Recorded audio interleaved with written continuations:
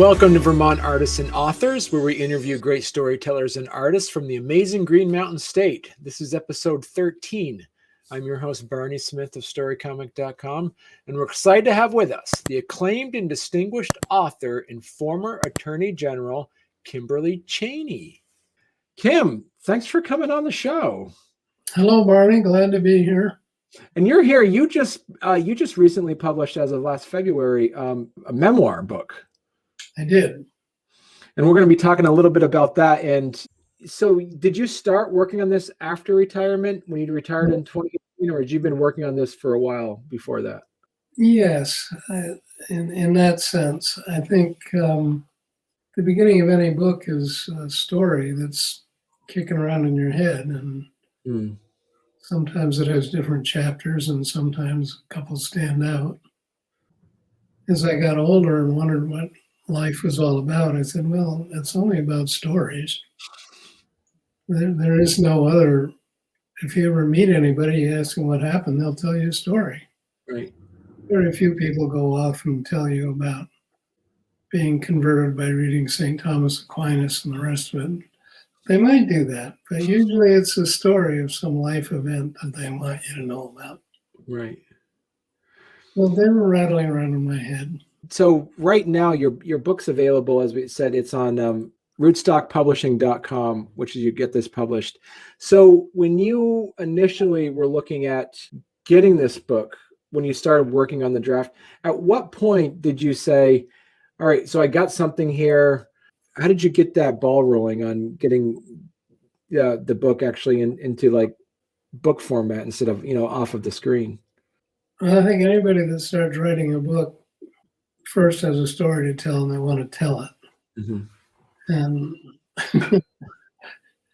like most of my stories, when I begin talking about them, I like them more and more. You become infatuated with your own stories. So, and then you work on it. And I've been writing all my life, essays and expository pieces mainly. Mm. When it came to be a publisher, I talked to a friend of mine who had published a book, and I asked him how he did it, and he said rootstock. And I solicited a few, but rootstock was local and Montpelier, and I had people that were familiar with it. Mm. It's not something I do every day. Right.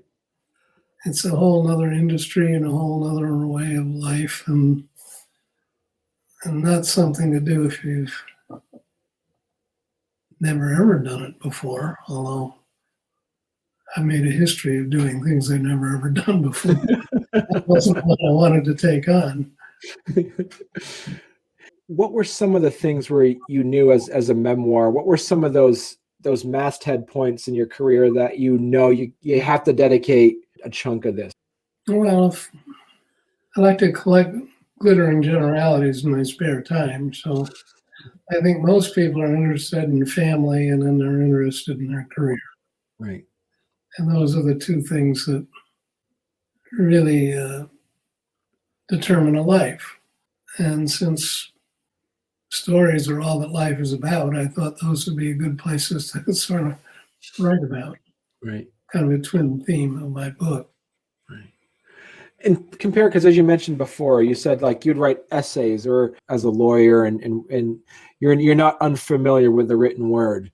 How much easier, or was it more complicated a bit for you to writing these two separate types of prose, basically? Well, I think they're completely different. I think writing a memoir is sort of like this interview. Mm. You're sitting down with somebody and you're telling a story, and yet some experience with writing and vocabulary and different ways of expressing things obviously come to mind. We all have echoes in our head of things we've read and things we liked and didn't like, and we don't even know how they got there, but there they are, and you use them. Right. But I think the thing that got me started, oddly enough, was a course in daily themes. It was like a sophomore year at Yale course. And the idea was every day you had to write about something, 4 or 5 paragraphs. And that was a challenge because you then look, I mean, I used to study my roommates. What the hell are they doing today? Why are they doing that? And because you had to get something down on paper about an event. Right. And it was supposed to be artistic. You can't just say this happened, that happened. Right. You're supposed to have a point. What's the point of writing something if you don't have a story to tell? I found that training for almost everything I did in life.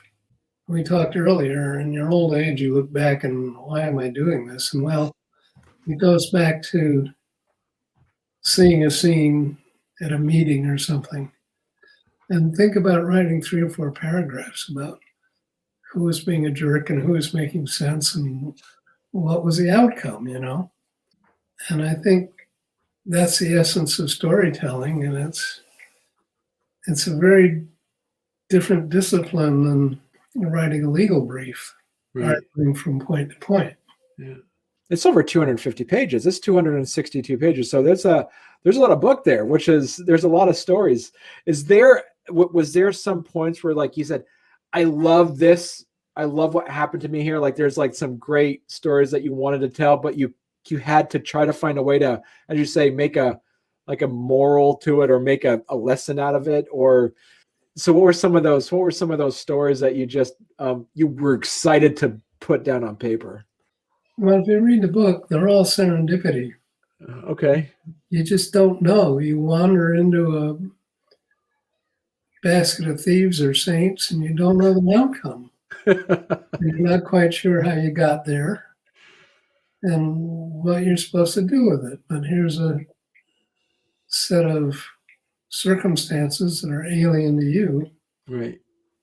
And something in your psyche challenges you to put it down. I think the story I tell about my first meeting with a county sheriff, we'd both been elected and I was state's attorney. And I'd never been state's attorney. I'd never been a prosecutor. Did a couple of criminal cases, but it was all pretty primitive. And he comes in and says, I heard this on the radio, that there'd been a chase and a teen driver had come flying through town at some awful speed and he chased him and it resulted in a crash and the teener was injured. And the sheriff wanted me to bring various charges against him. And I asked them all about it, and I go into some detail in the book. And when I got all done, I said, you know, I don't know who was the villain of this story. We had a guy, irresponsible teenager, driving through town at 70, 80 miles an hour, and a sheriff chasing him. And it resulted in a crash. Right. And I said, well, I don't know how I got this job, but somebody's asking me to say who's the bad guy here. And the sheriff gave me the papers and asked me to sign a warrant. And I said, I put them on my desk.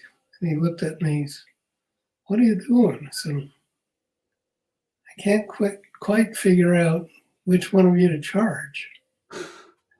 And he didn't like that very much. And after he left and I thought about it, I didn't like it very much. Right. But it was true. This wild chases through town at any cost to catch the bad guy. There's got to be a better way, if at all possible. You know, there's a whole spectrum of possible things. How drunk is the guy, and who else is he going to kill if I don't stop him? And what violent crime has he committed, and will he get away? I mean, there's a whole panoply of serious stuff, but there still should be a process for trying to stop people and alerting them to put out spikes and whatever you do, so we don't have wild chases that are going to hurt innocent people. And that was like my first or second day on the job, and I said, "Oh, this is interesting. I never had to think about these things before. I wonder what else is next." So there's the story. Right. Because you were a state's attorney, then you were the Attorney General for Vermont from 73 to 75. Yes. Right? Okay. How was that different from, at what level was that also a level of serendipity? Did someone say, hey, you should run for Attorney General? Or was that? No, I think it was ego. Oh, yeah. You're 38. Because you're pretty young. I mean, at 38. Yeah, well, I knew I didn't want to make a career of being state's attorney. Okay. It's a fascinating job, but it is kind of repetitive.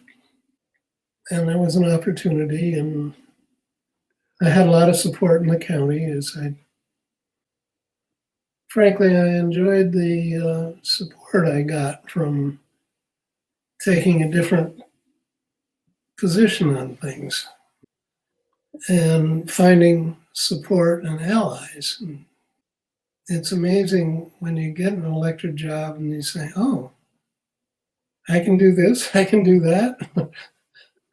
You know, what are the limits? What is it? Why are you here? What are you trying to do? There's a lot of important questions to ask. Right. And the Attorney General job, of course, was totally new to me, but there's a learning curve there, and they're both very complex stories if you want to know more about them. And is there also a sense, do you talk about this like as an Attorney General, is there a level of, after the fact, is there a level of camaraderie or familiarness with other state like other attorney generals of the state? Is there conversations you had with other attorney generals? The professor was Jimmy Jeffords, yeah, who had just lost his bid for governor. And so he was in private practice biding his time for his next political adventure. Yeah. And but I didn't have a lot of connection with him personally. We had met, and I think had some confidence in each other. There wasn't any animosity. Right. Afterwards, I've enjoyed meeting with former attorneys general because we've all had a common experience. That's interesting, but I think finding myself in an environment that I read about and seen pictures of and read in the newspapers about, but then actually being responsible for some decisions, and you make your own opportunities, right, or mistakes, whichever it is, and you spend some time chewing on them, and then there are external events that you have to respond to, that, like my story about the sheriff, that you just didn't anticipate. So what are you going to do with that? Here's an event, right, that has political and practical significance, right, and it's time to get your head around what makes sense. Like any decision, there are going to be people say you're stupid and you're wrong. So it takes a certain chutzpah to just say, okay, I've thought this through. That's what I think is the best thing to do here. So it's kind of like balancing that issues of like, the bureaucracy and pragmatism in a way. And what points were you like, in your career that you were, that you mentioned in your memoir that you're really proud of? I was the first full-time state's attorney in Washington County. And that's that's a big difference. It used to be part-time jobs and private lawyers would take them, but they didn't get any extra pay for working hard, and they just didn't get hold of things. But once it's a full-time job, you get an opportunity to set a standard of how this is going to function. What is a premier job here? That's a very complex story, but I found early in life that politicians can do stupid things to get votes. Yeah. And in the long run, when you have the public responsibility, you have to keep an eye on what's best for the world that you want to live in, not the public exactly, although hopefully they overlap. But the question is, what kind of world do you want to see happen here? What are you going to do to bring it about? I think the state's attorney job gave me a lot of opportunities to deal with issues like that and then figure out what made sense under a certain amount of pressure, and then looking back on it and saying, well, okay, I came out okay on that one. Or maybe I could have done better next time. Yeah.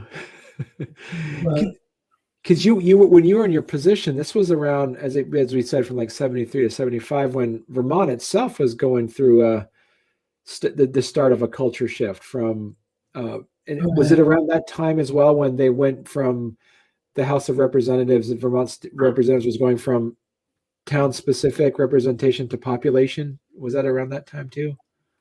Yeah, the legislature had been reapportioned.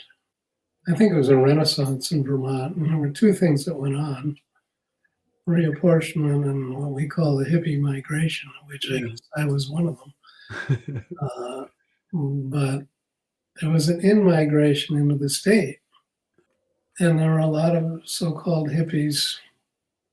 They wound up contributing a lot. They were energetic and interesting, and then, of course, there were a lot of professionals and other people who got sick of cities and wanted, and it was an optimistic time and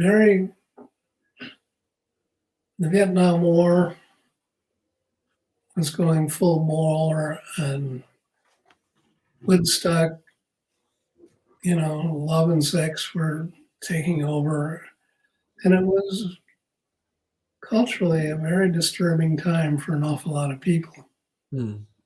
And being a prosecutor and prosecuting crimes in that area, there's standard crimes.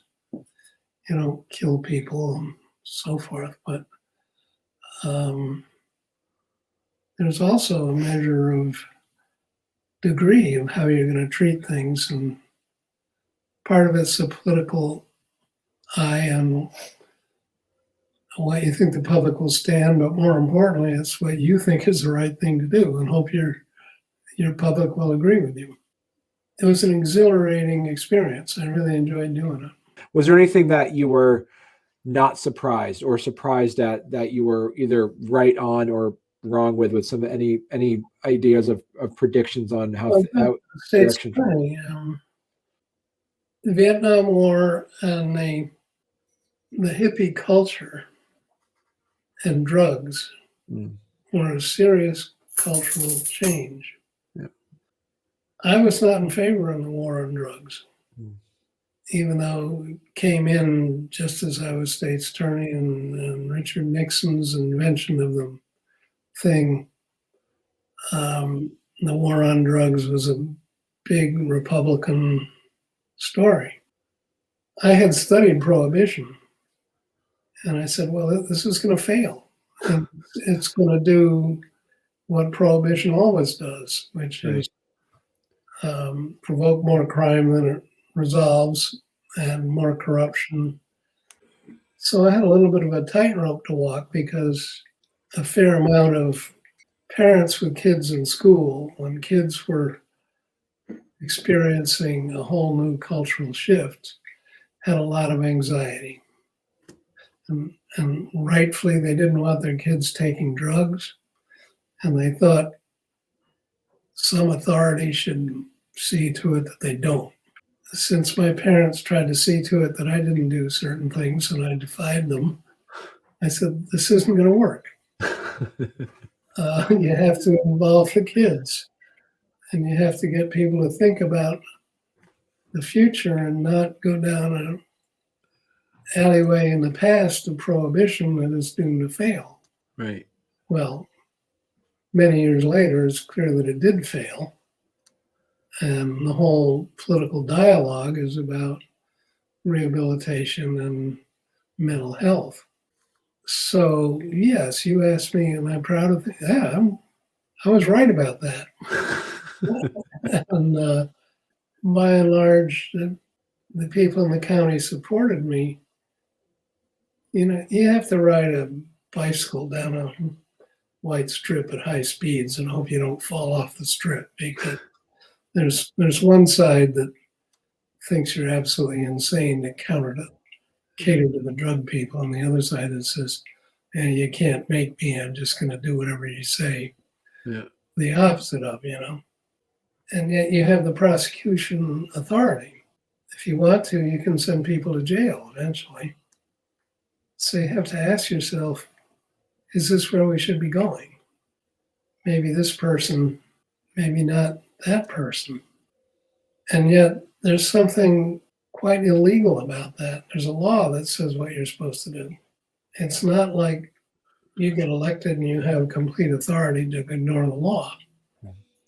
So it's a delicate balance.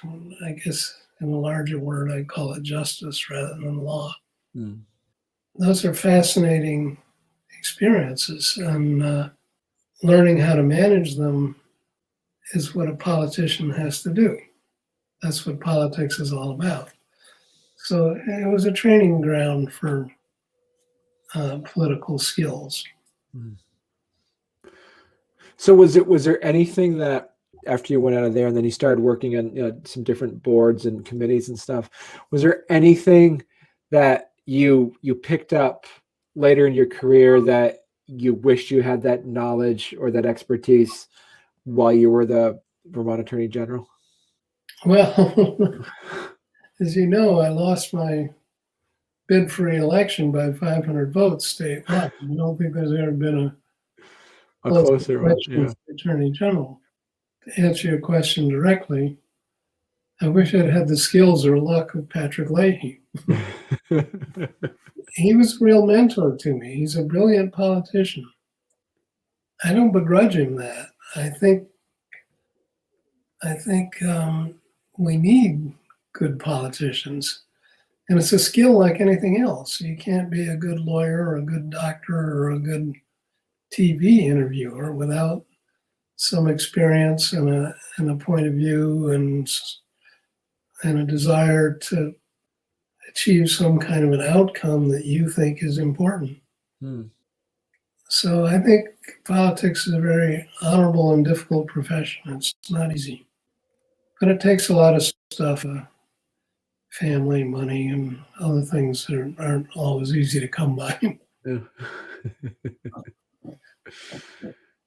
And so talk to us a bit about, what point, like when you look at your memoir, as you're putting it together, did you share it with some peers and colleagues that were around you at that time to say, hey, did I get this right? Because as a way, it's your memory kind of has looking at the rose-colored glasses in a way. That's a tough question.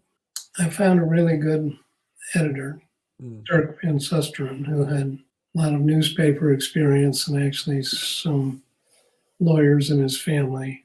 And the hardest question I had was what to do with personal life. Right.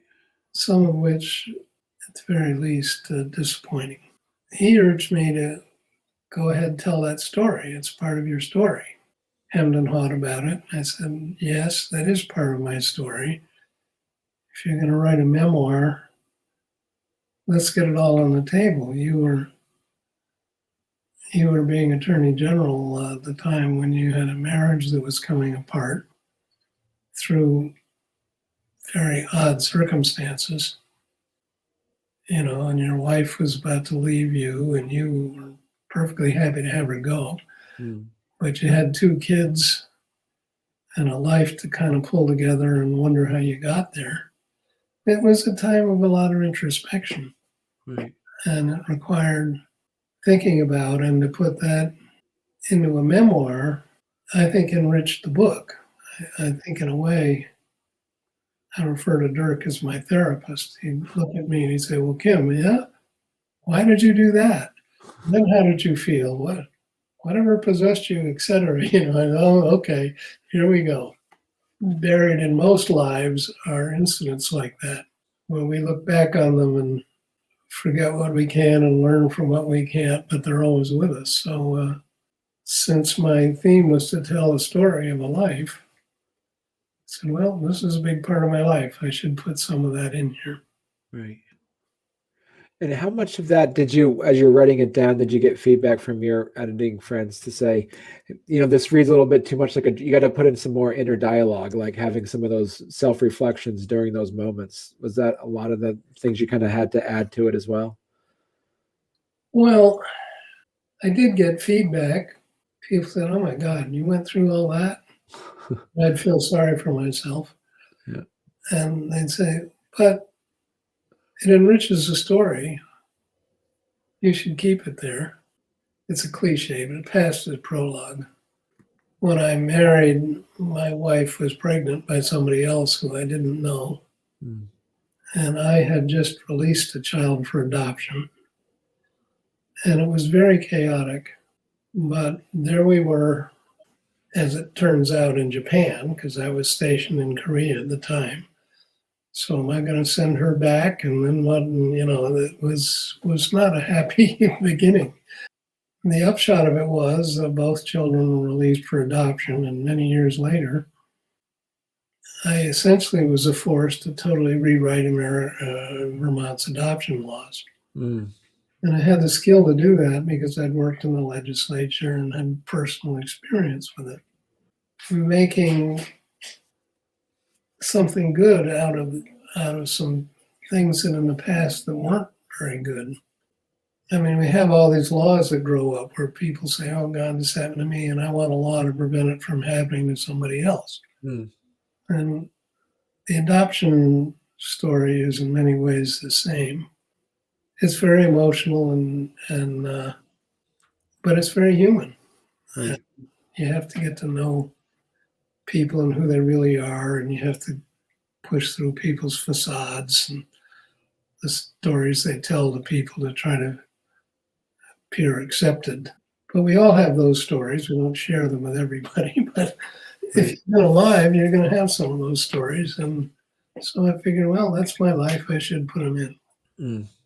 Was there any parts as you were writing this, some of your friends that were helping you read it say, hey, maybe you should take this part out, or maybe you should add more to this, or that were part of the manuscript that you kind of had to decide? Sure. There were some very good edits. Clumsy stories or writing, or this just doesn't make sense at this point. Right. Get rid of it or put it somewhere else. Yes, of course. It was very helpful. Were there any specific stories that you wanted to keep in that you were kind of told to take out? One of the things about being a lawyer, especially in private practice, is there's confidentiality. You're not going to tell everybody what your client said and did and so forth. Right. Even though many of them illustrate your views of justice. As I said in my book, being a lawyer in private practice is politics by other means. It's convincing your client about a life changes or courses that may help him or her get where they want to go.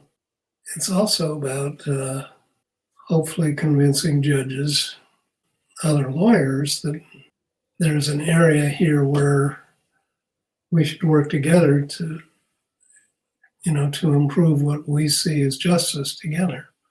So there's a lot of very interesting work that goes on, and it's often painstaking and time-consuming and, in a word, difficult. But it's it's work worth doing. Right.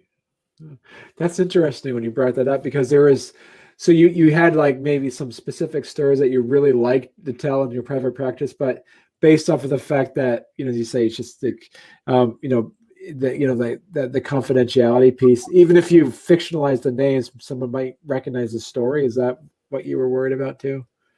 Yeah, I did some fictionalization to tell a story.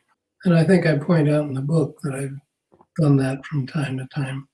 But the book is not about the ins and outs of private law practice and clients that you've achieved great things for.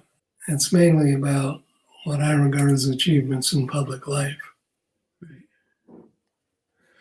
Do you see, as you say, there like the overall theme itself would be either serendipity or hard work or knowing the right people? What would you say there's like the running theme? Both.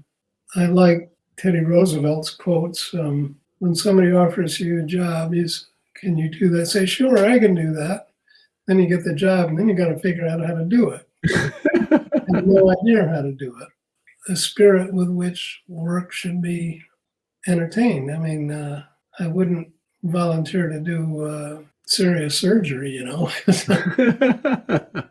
But as a lawyer, I never tried a murder trial. And, well, I can do that.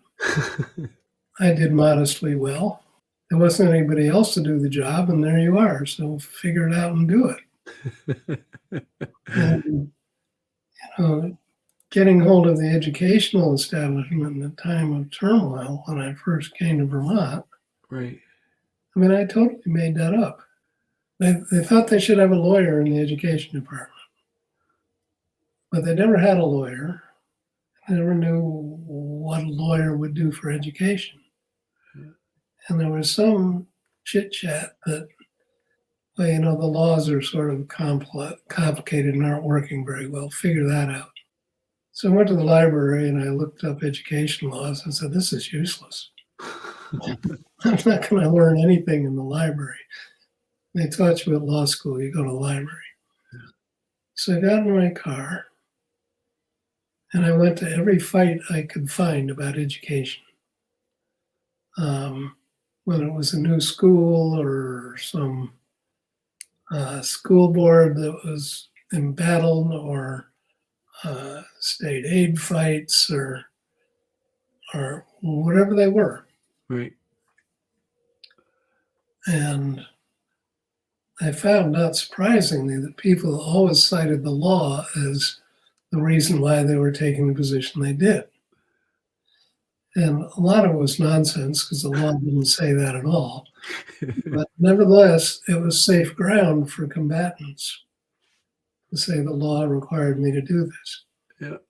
So what I found was that this kind of vocabulary was an excuse for power struggles between the various educational establishments, superintendents, principals, teachers, students, parents. I figured was needed. Well, let's sit down and figure out who should be doing what. Right. And what's the object of this? Well, Harvey Scribnell, the commissioner, was a brilliant guy. He said, well, Kim, everybody tell you education's for the kids. Well, it isn't. It's for the people that make money out of it. Mm. Teachers, school board members that get prestige. Those are the people that the system is geared up to serve. That sounded sort of cynical to me, but I said, well, let's have a look at how all this works. It still comes down to what decisions should be made at what level and by whom and how much democracy and how much autonomy and how much autocracy do you need. Right. And so I put together a revision of the governance sections, and the people in the legislature liked it. And a couple of years later, we had a complete revision of the educational governance section. Had a compliment from a former education commissioner. Said, I loved reading Title 16. That's where the education law is. I could read it. It was clear, and I knew what it meant. And I could, oh, okay, well, I got that one right. And so I got interested in not only what the law is, but if you don't like it, fix it. Right. You're not stuck in a past. All laws are created over some different social time and milieu of what seems important. Mm. And those change and they get obsolete and don't work. So fix them. Right. Yeah. And it's a very, very pragmatic job. So when I got to be Attorney General, I did a complete rewrite of the criminal code. I said, the problem with law enforcement isn't whether cops are tough or not tough. It's that the laws are so obscure and the different elements of offenses, nobody knows what they mean anymore.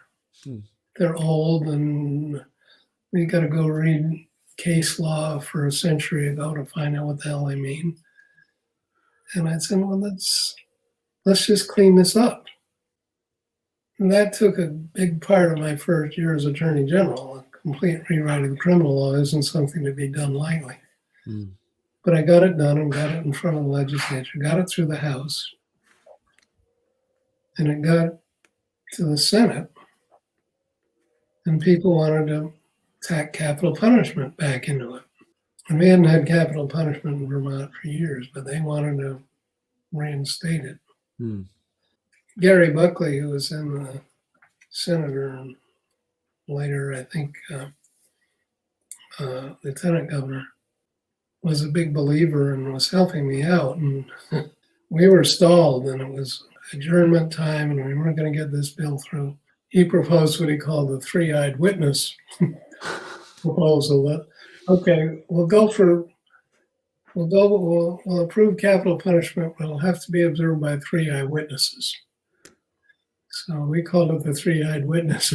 And it wasn't going anywhere. It was a total sham. So I looked at Gary and I said, well, this is a year's work, but let's pull this bill. Yeah. I don't want to have anything on it that has capital punishment back into it. I don't want that on my record.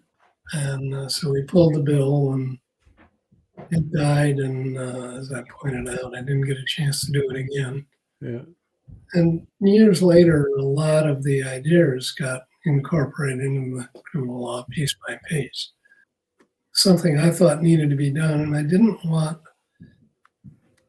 to be just part of tough on crime. I said, let's be realistic about how we're fighting crime and what we can do about it.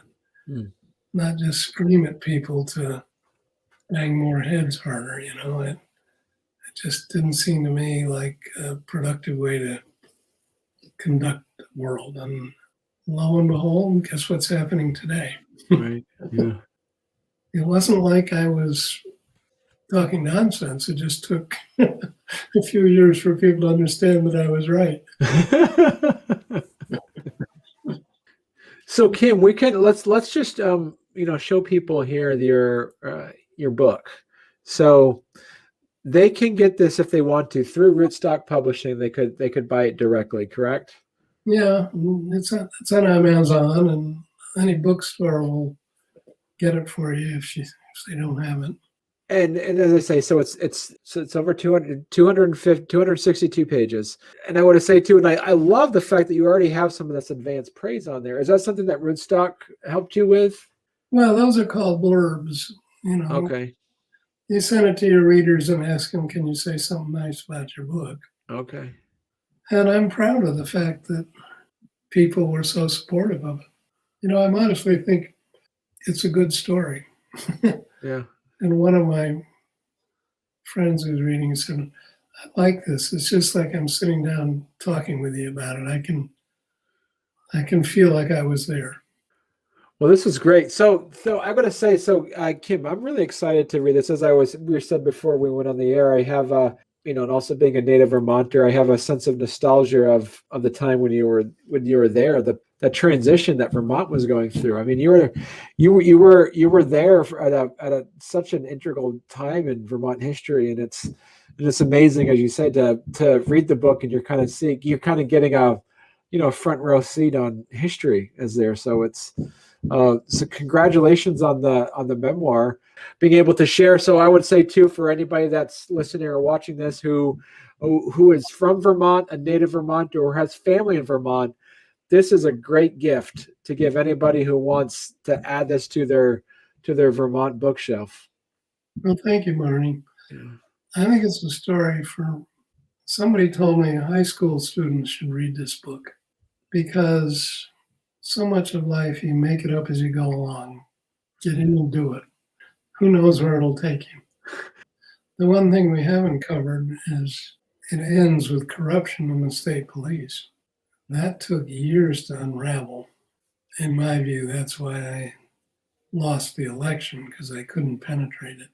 Right. But that's another story. I understood it. I just couldn't get my hands around it.